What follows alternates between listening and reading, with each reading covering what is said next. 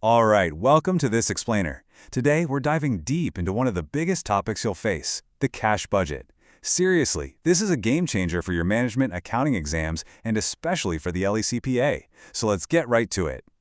Okay, let's kick things off with a pretty intense question. What's the number one reason businesses that are actually profitable, like their income statement looks great, still end up failing?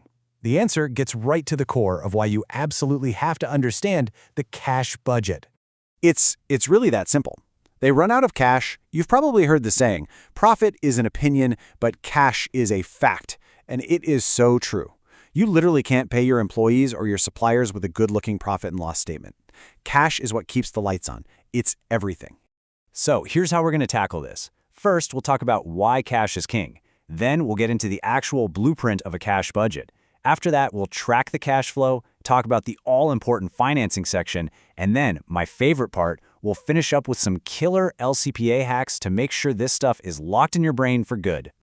Okay, Section 1, why cash is king. Let's really break down why this isn't just some cliché phrase your professor says. It's a fundamental truth in business. You know, this quote here says it all. It's not just something you memorize for a test. It's the real deal. The cash budget is often seen as the most important financial budget because without cash, nothing else matters. It's all about liquidity, having enough cold, hard cash to operate. All right, now that we've established why this is so critical, let's get into the how. We're going to look at the actual structure, the blueprint of a cash budget.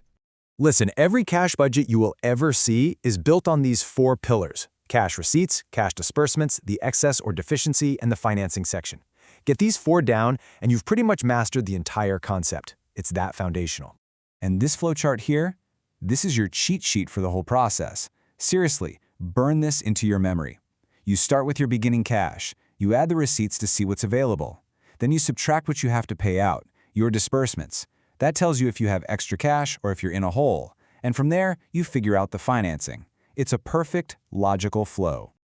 Okay, let's put this into practice. We're going to walk through building the first couple parts of the budget and really track where the money is going. So step one is super straightforward.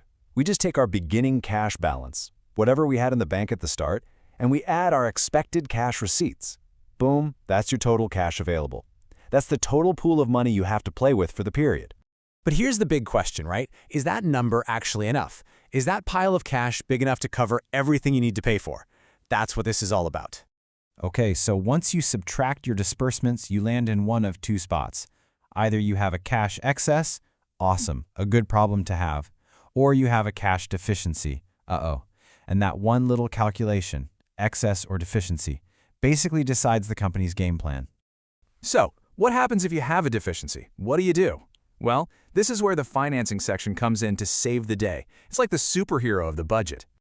Basically, this part of the budget details all the borrowing and repayments. Its whole purpose is to make sure the company can cover its bills and, crucially, maintain any minimum cash balance it's required to have. Okay, let's use a real example to see how this works. Let's say our company does the math and finds out they have a cash deficiency of $94,000. They're in the red. But hold on, there's a catch. The company also has a policy that it needs to keep a minimum of $30,000 in the bank at all times, as a safety cushion. This right here is a classic LECPA trick question. Always, always look for a minimum required cash balance. So here's the key takeaway. You don't just borrow the $94,000 to cover the shortfall. No, you have to borrow enough to cover that plus enough to get you back up to that $30,000 minimum balance. So you add them together. $94,000 plus $30,000 equals a required borrowing of $124,000. That's a huge point. And here is a major LECPA alert. Think about it. If you borrow money, you got to pay interest, right? And that interest payment, that's a future cash disbursement. You have to remember to plug that into your budget for the next period. They love to test that. All right, time to shift gears. Let's do a super quick, rapid-fire review to make sure all of this sticks. This is your LECPA hack section, designed to help you crush this on exam day. Okay, watch out for these common traps. They pop up on exams all the time. Forgetting to add your beginning cash balance. Ignoring that minimum cash balance we just talked about.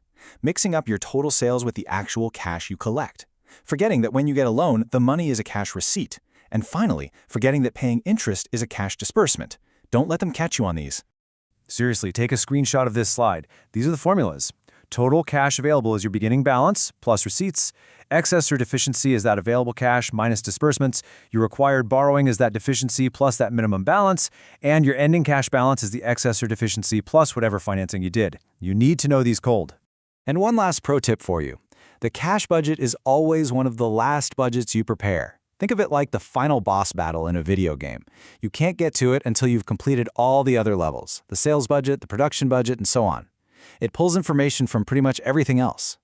So I'll leave you with this question. Your company is profitable, the income statement looks amazing, but you're out of cash. What's your next move? This isn't just some hypothetical exam problem. This is a real-world crisis. And the answer, the tool that will save you, is the cash budget. It's not just about passing an exam. It's about knowing how to keep a business alive.